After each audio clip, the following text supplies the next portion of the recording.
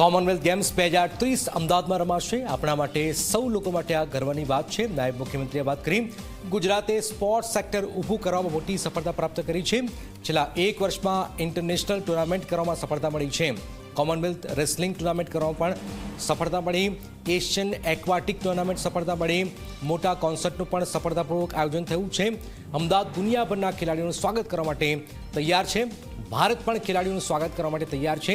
અમદાવાદમાં Commonwealth games રમાવાની છે, ત્યારે ગાંધીનગરમાં સ્પોર્ટ્સ ઓથોરિટી ખાતે કોમનવેલ્થ ગેમ્સ માટે તૈયારીઓ કરતા ખેલાડીઓએ ખુશી વ્યક્ત કરી છે, તેમજ પીએમ મોદીને હૃદયપૂર્વક અભિનંદન પણ આપ્યા છે।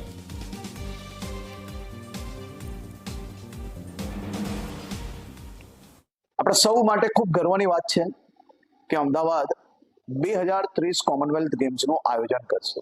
પ્રધાનમંત્રી શ્રી નરેન્દ્રભાઈ મોદીના નેતૃત્વમાં, ભૂપેન્દ્રભાઈ પટેલના માર્ગદર્શનમાં ગુજરાતે છેલ્લા અનેક વર્ષોની અંદર સ્પોર્ટ્સ સેક્ટરની અંદર ઇન્ફ્રાસ્ટ્રક્ચર, ઇન્ટરનેશનલ ઇન્ફ્રાસ્ટ્રક્ચર ઊભું કરવામાં ખૂબ મોટી સફળતા પ્રાપ્ત કરી છે।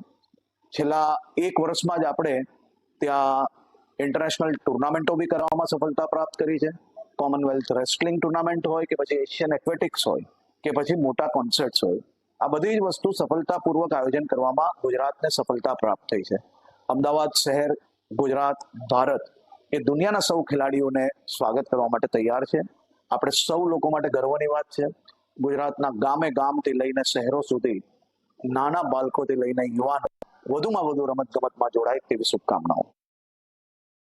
સૌથી પહેલા તો પૂરા દેશ માટે અને જે પણ ખેલાડીઓ છે એમના માટે ખુશીની અને ગર્વની વાત છે, અને મારા માટે પણ બહુ ખુશીની વાત છે કે ગુજરાતમાં અમદાવાદમાં 2030ની જે કોમનવેલ્થ ગેમ થઈ રહી છે, મોદીજીનું સ્પોર્ટ્સમાં શરૂઆતથી જ સપોર્ટ સારો છે અને એ સતત ખેલાડીઓને મોટિવેશન કરતા આવ્યા છે અને એમના માટે કોશિશ કરતા હોય છે કે સ્પોર્ટ્સને આપણે કેવી રીતે આગળ વધારીએ અને દેશનું જે ખેલ પ્રત્યેનું પ્રદર્શન છે એ વિશ્વમાં એક अलग पहचान केवी रीते बनावीए ए माटे सतत मोदी जी सपोर्ट करता रहे छे।